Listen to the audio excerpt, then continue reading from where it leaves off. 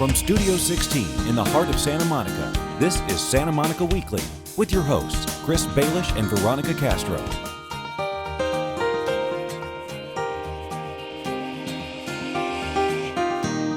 Hello and welcome to a very special edition of Santa Monica Weekly. I'm Naiva Reynoso, and on today's show we're going to talk to Santa Monica City Manager Rick Cole. Thanks for having us. I'm delighted to have you. So you've been very active with the city's recently adopted top priorities, one of which is mobility. Talk to us about why that is so important for the city of Santa Monica. Well, a one-word answer is traffic. But obviously it's more complicated and more exciting an opportunity than just dealing with the traffic congestion, which is all over Los Angeles, but particularly here on the west side. The opportunity that we have in Santa Monica in our little 8.3 square miles is not to solve the regional traffic problem, but to give our residents, our visitors, and the people who work here real options. And that's really a game changer. We have the expo coming next spring, which is going to give us an opportunity to connect up with the whole regional rail system that's emerging to serve our county. We have the bike share program where we're the first in the region to offer people an opportunity, a very convenient, point-to-point, very affordable way of getting around if they want to do it on two wheels. We're improving our pedestrian amenities so that it's easier and safer to get around on foot. We're revamping our bus system, the famous Big Blue Bus, and we're of course cooperating with the Metro Bus, which also serves our city. And so all of these are going to give an opportunity for people to have a range of choices. They don't have that range now. It's either get in the car or wait for the bus. Right. Now people are going to have a huge range of choices, including things like our taxis, Uber, Lyft, and ultimately driverless cars. And you mentioned Breeze Bike Share, which did recently launch. How does that work for people that may be a little timid or scared about the process? It is about as easy as it is to fall off a bike, to get on the bike, and the Breeze Bike Share program. These are second generation bike share programs. A lot of folks have traveled to other cities in the East Coast of America or even in Europe, and they've ridden on the first generation of those bikes. Ours actually have onboard GPS and computers. They're very durable bikes, and the computers are encased in hard surface, so they're going to take a lot of beating. And what it means is you go and you swipe your card if you've gotten a card, or you go to the bike station and put your credit card in, and you can get on that bike. You don't have to do anything special. There's a built-in bike lock. You ride to where you want to go. You find a bike rack, any bike rack, you lock it to that bike rack, and you're done. No fuss, no muss. If you do a monthly pass, you get an hour every single day to ride that bike. What happens is after that bike ends up at that bike rack, now because of GPS, the next person who wants to rent a bike, say they're upstairs in an office on the third floor, and they go, oh, I'd like to rent a bike. They come downstairs and it shows them exactly where your bike, where you left it is, and they pick up on that and they go. We also have 75 stations where there are always bikes, reliably always bikes. So it's really been designed with the user in mind. This is a very seamless, very user-friendly system. And I understand that the Breeze Bike Share is also going to work seamlessly with Big Blue Bus and Expo Light Rail. How do they work together? Well, getting it to seamless is probably going to be a challenge, especially in the first couple of months, and so I don't want to overpromise. But that is the goal, is so that, let's say, again, you're on that third floor in that office building and you want to catch the train to go to the University of Southern California because you're an alumni and you want to go to a lunch there. So you go on your phone, you find where the bike is, you get on that bike, you take it to the expo station, you lock it in one of the bike stations, which is right there. You get on Expo and you head off. Now you're coming back. Maybe you're not going back to the office. Maybe now you're going home. That's an opportunity to perhaps jump on the Big Blue Bus and head toward where you're going. And then when you get to the end of the Big Blue Bus, maybe you still have a ways to go. Then maybe you use bike share or Uber or Lyft or a taxi. So what we're giving people is options. I think Americans love choices. I know I do. You don't want to just have this or that. Right. And particularly in government, sometimes we have a tendency to just say, you have this. And so we're beginning to offer people options. Some of them will be public, some of them will be private, some of them are ones that we offer as a city. Many of them are going to come from other entities. For example, our two big hospitals, UCLA and St. John's, they're going to create an all-electric shuttle that will allow their doctors, their nurses, their staff, and maybe even their patients to get off of the Expo line at 17th Street, hop on that all-electric, probably silver shuttle, and they'll be there in 5 minutes to the door of the clinic or the hospital ward where they're headed. These are the kind of opportunities that Bike Share, our Big Blue Bus revamp, and Expo open up all kinds of other ways of getting around. Ultimately, that is going to improve our traffic situation and give people an alternative to being stuck in traffic. Right, and then when you have a Breeze Bike Share, or when you're part of the program, you don't necessarily have to buy a bike or store a bike. You're in essence borrowing a bike from this program. Or even if you have a bike at home that you love riding on weekends, but you don't want to necessarily take it to your office every time that you want to go have lunch at noon. But at noon you say, oh, let's try that new restaurant that's 6 blocks over. And 2 or 3 of you can grab 2 or 3 of those Hulu-sponsored very visible green bikes, jump on them, head over, leave them there, come get back on them when you're done. And again, you're not being charged while they're stored. It's only the time between when you pick up the bike and when you lock it, so all that's free while you're at the restaurant. You come back out, there's your bike or another bike, get back. That's the kind of thing that is going to be a game changer for how people get around in Santa Monica. Right. And I understand there's also a pedestrian action plan. Talk to us about that. What is that? Well, it turns out that all of us are pedestrians, right? At some level, even if it's walking to the parking lot to get in a car, all of us are pedestrians. And where there's a greater consciousness that streets are not just for cars, streets are for people. So the pedestrian action plan is a very common sense, down-to-earth, modern approach to making walking in our community safer for kids, for adults, for senior citizens. It involves education of all of us who share the road with pedestrians, whether we're on a bike or a skateboard or in a car or in a bus. And it also involves some improvements that'll make it safer. For example, we call them scramble intersections, where all the lights turn red on all 4 of the intersections that come in, all the streets that come into an intersection, and then people can cross they can cross catty corner or they can cross the traditional way. It's way more efficient in a downtown setting than waiting for your light, and then you walk across and the car's trying to turn left or trying to turn right, and there's all of these pedestrian vehicular conflicts. Scramble intersections eliminate those. Way safer, way more convenient, and if you want to go across, you don't have to go this way and this way, saves time, and will also help traffic flow. So we're going to be putting 11 of those in our downtown over the next several months before Expo gets here. That's an example of the kind of improvements that the pedestrian action plan envisions. Right. Tell us about the hot topic in Santa Monica, which is the airport. Sure. Let's just go back to last November. There was a 60-40 split in our city, which in democracy is a pretty strong mandate. 40% of the people voted for a measure called Measure D, which was aimed at protecting the airport indefinitely for its traditional airport use. It is no longer a good place to have an airport. When in the 1920s, totally different situation. We literally have corporate and private jets taking off 300 feet from the rooftop of people's homes. Even if there are no crashes, and God forbid there should be one, there's still the question of noise and the pollution that comes from that jet fuel. So 60% of the citizens of Santa Monica voted for a transition. They voted for local control of the land that we own. Now, if it were that simple, it would be that simple, but it's not. The Federal Aviation Administration, the FAA, is in charge of airports all around the country, and they don't like people to close airports because there are complaints about airports pretty much everywhere. They have not recognized 2 very salient things about Santa Monica.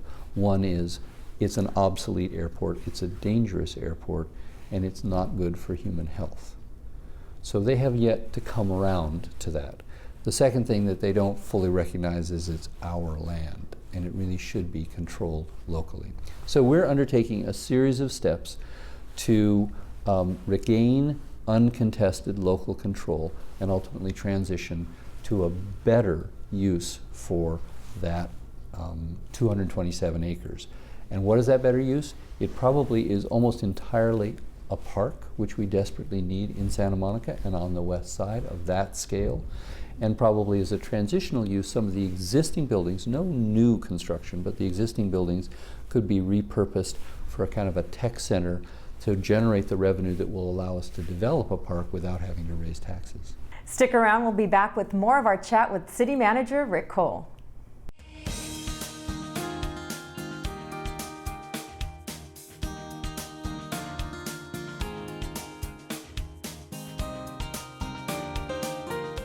Welcome back. We're talking to City Manager Rick Cole.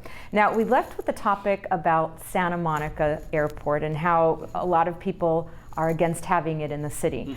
When you go and talk to residents, what are they saying? Well, I get two messages really, maybe two and a half. One is there are a number of those people who are in the 40% who say, you know, I hope you'll keep our airport open. That tends to be folks who've been in the community a long time and have kind of a sentimental view about the role of the airport in history. What I get much more is, when are we going to shut it down?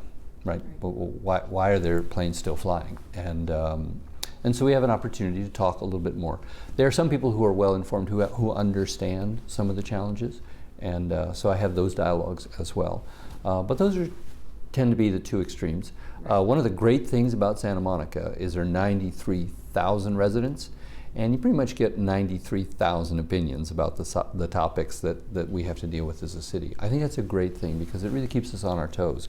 Tremendous amount of engagement in this community. People care about the issues, they care about this town.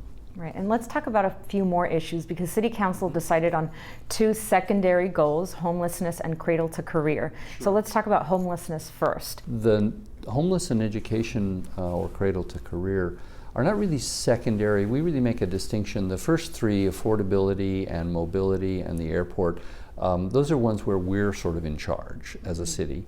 And then when it comes to cradle to career and homelessness, it's a much bigger regional challenge. We have nonprofit partners, et cetera. So it's really not so much one is primary and one secondary. It's really we're in the lead role on some and we're in a partnership role on the other. And speaking of taking a lead role, the city does really take a lead role on homelessness because you guys do a yearly homeless count when it's only required to do every 2 years. So why is that important for the city?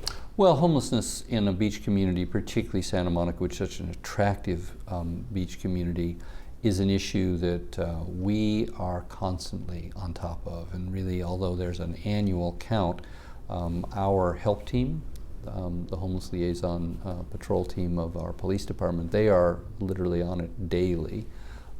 They keep track of where people are and how well things are going, and they really work hard to refer people to the appropriate services. We do an excellent job inside the borders of our 8.3 square miles. It doesn't say that we're perfect, because we get challenges from both sides of the aisle. We get people who say we are too tough on the individual homeless people, that we run the danger of criminalizing homelessness. And then we get other folks who say, how come you can't just arrest all those people and move them along? We've taken a very conscientious, very sustained effort to match people with services. Mentally ill people, people who are just down on their luck economically, families, individuals, people who are veterans who can get veteran assistance, people who can get health care, whether it's emergency or chronic kind of health care. That's our focus inside our 8.3 square miles. But there's a way bigger county-wide homelessness crisis, and that's why this is one of our top 5 priorities, is we want to work more collaboratively with the County of Los Angeles and the City of Los Angeles, because if they have a problem, we're going to have that problem. So we've done a good job within the limits of what we can do within our 8.3 square miles. But we have to work with Venice, where the situation, frankly, is out of control. And we want to work with Mayor Garcetti, with Councilmember Bonin, with LAPD. We also want to work with Supervisor Sheila Kuehl and the county. Everybody has a part in doing this. At some level, frankly, the city and the county have kind of looked on us as, well, they have a lot of resources, they do their own thing, and we have this tremendous need, and we don't have much in the way of resources in terms of stretching it. 26,000 homeless people in the city of Los Angeles, huge challenge. So we're going to try to ameliorate some of that conflict that's taken place, that friction that's taken place over time, and really be hand in hand with them. And we can't leave out, in just talking about the governments, the really key players here are our nonprofits and our faith institutions, who are really on the front lines of providing the services to get people out of homelessness and into a place where they have a roof over their head. That's not something government is great at. It is something that nonprofits have really done a great job of. We are close partners with a number of them here in Los Angeles, or here in Santa Monica, and what I want to say is we now want to broaden that scope to some of the folks who are around us in Los Angeles. We have to take on this issue regionally to be successful locally. Definitely. Talk to us about Cradle to Career. It's a great phrase that sort of encapsulates the fact that from the time a child is born here in Santa Monica to the time that they take a job that's going to lead them on to a satisfying and successful job that's going to sustain their well-being throughout their lives, a lot of opportunities and a lot of risks. And we want to make sure that we maximize the opportunities and we minimize the risks. And I said earlier that the Cradle to Career is one where we're not in the lead. Look, again, government is not the best at delivering a wide range of services. We do best when we are focused on some things that we do really well, like police or fire or libraries. But I've been out to a number of our institutions in the 4 months I've been here. I've been to the YMCA, I've been to the Ocean Park Community Center, I've been to our hospitals and our clinics. I've been to some of the social service agencies that are providing direct services to the community and to our youth. What we want to do is what we have done, frankly, is pull all those groups together to talk about sharing resources and sharing a focus on results. It doesn't do any good to have 6 different programs doing 6 similar things if they're not talking to each other. So Cradle to Career is making sure that we don't lose kids. We don't lose kids to drugs. We don't lose kids to suicide. We don't lose kids to teenage pregnancies.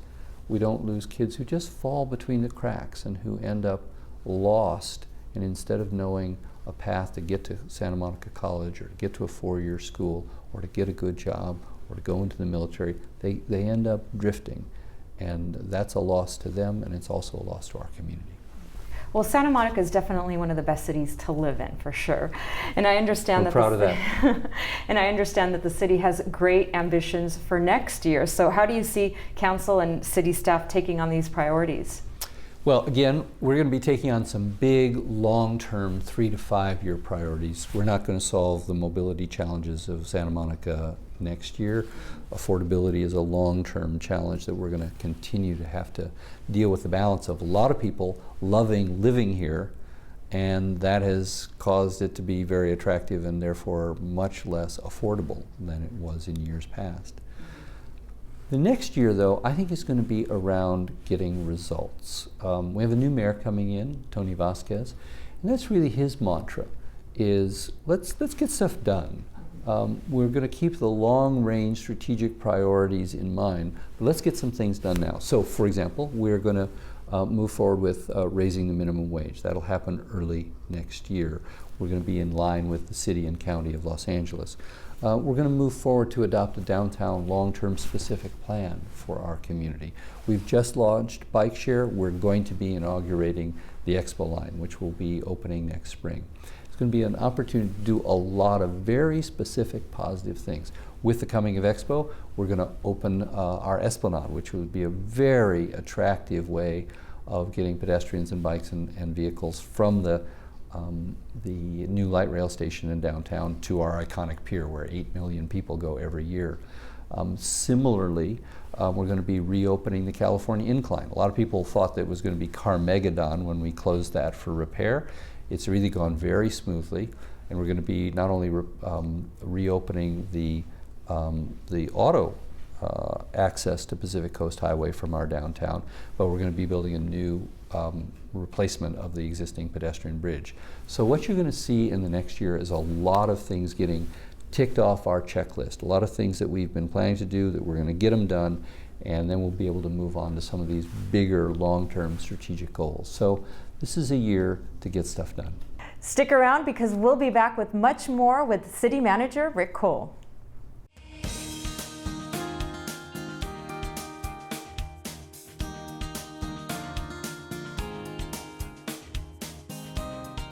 We're back talking to Santa Monica City Manager Rick Cole. There's so many interesting things going on in Santa Monica. It's such a sought-after city. Talk to us about home sharing and what your views are on that and how it's affecting the city. Well, the city's taken very decisive action on that actually before I became city manager. Because we're such an attractive community, we were seeing home share take a different form. We are completely embracing the idea that you can rent out your spare bedroom to someone who's coming here for a weekend from Japan. That's all great. We want to continue to allow that. In fact, it's now legal. It wasn't legal before. Where we're concerned and where the city's really led the nation is where companies try to exploit that home share concept, which I think we all are comfortable with, and boot out low-income tenants from apartment units and use those apartment units for commercial, essentially hotel-like activity. And that really begins to erode our affordability as a community, and that becomes a kind of an abuse of the system. So the city has very clearly banned that, and now we're in the enforcement mode to make sure that people understand the law and that they comply with the law. Definitely. You've described your leadership as a team sport. Sure. In fact, you were very proactive in driving that point home, and you even took your official headshot along with your assistant city manager, Elaine Polacek. So what does that say about your management style, and why did you decide to do that? Well, you know, it's funny. I grew up like most kids, particularly on the male side. In my generation now, I think more equitable boys and girls on my children's generation. One of the first things you learn is how to share in a team, and how do you succeed as a team. Ironically, my sport was a very individual one. I was a runner in my youth. But I've come to see how valuable it is to work together, because we all have our strengths and we all have our weaknesses. Clearly, the magnitude of the job of Chief Executive Officer for a high-profile city like ours, we have 8 or 10 million visitors a year. We have way more than the number of people who live here come here to work every day. We have 93,000 citizens. We have a $600 million a year budget, 2,000 staff members. So it's not a job for one person to have all the answers or to make all the decisions. In fact, I'm most comfortable when the police officer or the library page or the recreation worker, or for that matter the accountant or the tree trimmer or the painter, are making decisions, because they know a lot better what they're doing than someone who's in a wood-paneled office at City Hall. So it really, I want to make sure that people understand at every level they are empowered to do the best job, and that they ought to be motivated by public service. And so I try to model that ethic, and I try to reflect a certain humility that I don't have all the answers. I hope I have the best questions, which is how can we do a better job tomorrow than we're doing today. And we've definitely see you also talking to the citizens, to the community, having conversations, having coffee, having lunch with them. So it's very much your management style. And the Japanese phrase, Genchi Genbutsu, has also been connected to you. And I understand it translates to go look, go see. So tell us a little bit about that style and how it's working for you. Sure. In a big operation, whether it's in the private sector or the nonprofit sector or in the public sector, it's very easy for the chief executive officer to talk only to the department heads, to be very isolated, to be kind of surrounded by a kind of a bubble in which you don't really know what's going on out there. And so I believe you've got to get outside that bubble.